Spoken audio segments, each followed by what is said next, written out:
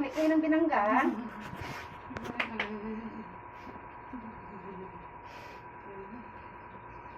Sinain. Sinain. Paano na yan sinain?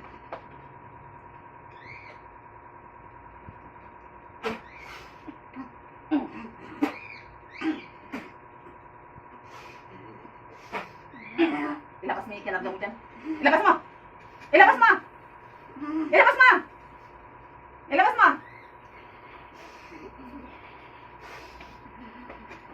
Yung dami mo nilagay dyan?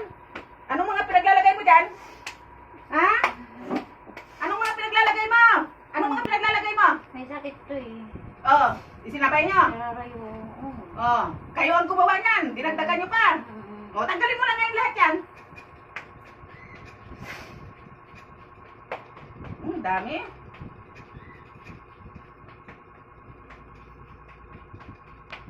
Yan paninutos ng amo niya?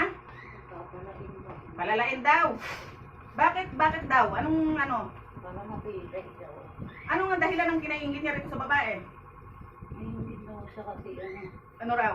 Eh, maganda kasi daw laki.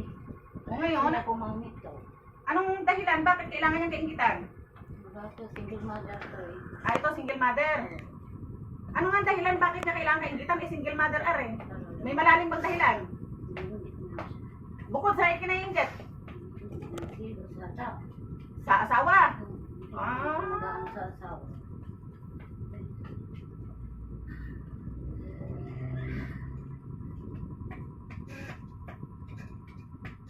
Lahat ha? Kalasin mo lahat ha? Oo, natatanggalin. Magkano binayad sa'yo nung nagpagawa?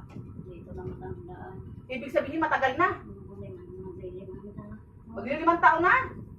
Iba, tapos balak nyo nung patayin ito. Ha? Ibalik mo doon sa ano? Ibalik mo doon sa napagawa ito. Kung bigay na.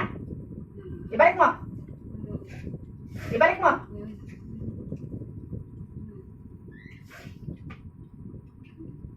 Ibalik mo ngayon. Sabay tayo.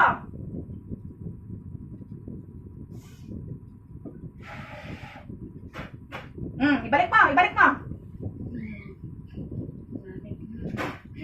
Balik mo. Sabitin mo yung pangalan ng binabalikan mo yan.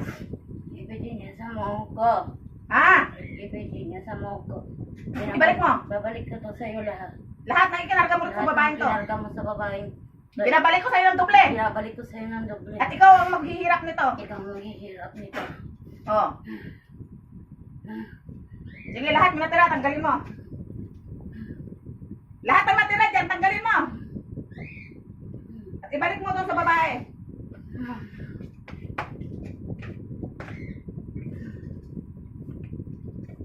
Ibalik mo sa kanya. Eh, ba't na single mother to? Hindi na naawa dito. Wala nang asawa, naghahanap buhay. Tapos ganito ang gagawin. Ilang taon ka naman kukulang? Oh. Eh, ikaw, kung ginawa sa ito single mother ka, anong gagawin mo? Ha? Matutuwa ka ba? Oh. Eh, single mother na nga, wala nang asawa dito. Naghahanap buhay para sa anak. Tapos tinanggap mo pa yung ganyang trabaho.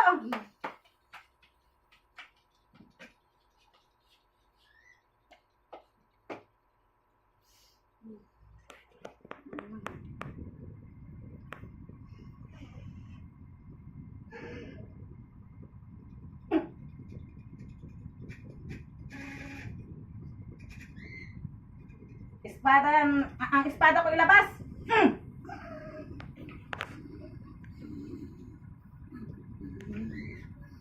Hinihiling ko ang aking espada at espada ni Mark Arcangel. Ipahiram